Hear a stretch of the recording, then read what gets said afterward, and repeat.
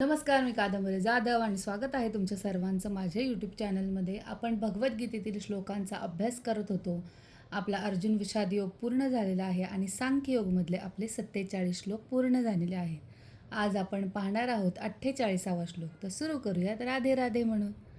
योगस्थः कुरु कर्माणि संगम त्यक्त्वा धनंजय सिद्धी असिद्ध्योः समाहा भूत्वा समत्वम योगाः उच्यते. म्हणजेच हे अर्जुना, यश आणि अपयशावरील संपूर्ण आसक्तीचा त्याग करून समभावाने आपली कर्मे कर. अशा समभावालाच योग असे म्हटले जाते. या श्लोकामध्ये भगवान श्रीकृष्ण अर्जुनाला योगमुक्त कर्म करायला सांगतात. इथे योग म्हणजे फक्त ध्यान किंवा आसने नाही, तर इंद्रिये आणि मन नियंत्रणात ठेवून परमतत्वावर मन एकाग्र स्थिर करणे होय. ते म्हणतायत, अर्जुना, तू युद्ध करताना मी जिंकेन का, मला काय मिळेल किंवा याचा परिणाम काय होईल असा विचार करू नकोस. तू माझ्या म्हणण्यानुसार कर्तव्य कर. फळाची चिंता न करता कर्म करणे हाच खरा योग आहे.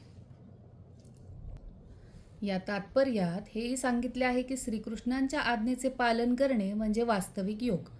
कृष्ण भावनेत कर्म केल्याने माणूस हे माझे, मीच करता, मलाच फळ हवे ही स्वामित्वाची भावना सोडू शकतो आणि तेव्हाच त्याला समजते की तो मालक नसून भगवंतांचा सेवक आहे. अर्जुन क्षत्रिय असल्याने युद्ध करणे हे त्याचे कर्तव्य होते आणि म्हणूनच युद्ध टाळणे हे योग्य नव्हते. श्रीकृष्णांनीही त्याला धर्मरक्षणासाठी आणि कर्तव्य पालनासाठी युद्ध करण्याचा उपदेश केला.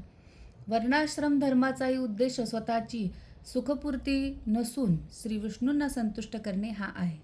वर्णाश्रम धर्म म्हणजे समाजात प्रत्येकाची भूमिका, जबाबदारी वेगवेगळी असते.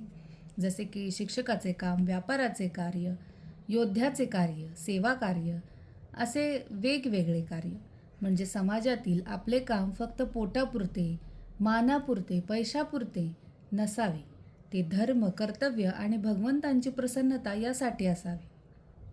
फक्त काम करणे पुरेसे नाही, तर ते योग्य भावनेने करणे हे महत्त्वाचे आहे. सेवाभावाने केलेले काम मन शुद्ध करते.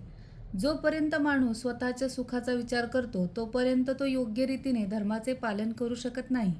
स्वतःच्या सुखासाठी तो कोणत्याही थराला जाऊ शकतो, पण जेव्हा तो कर्तव्य, धर्म आणि समर्पण या भावनेत करतो तेव्हा त्याचे कर्म शुद्ध आणि योगयुक्त होतात आणि आपोआपच अशा कर्मांनी भगवंतांची संतुष्टी होते.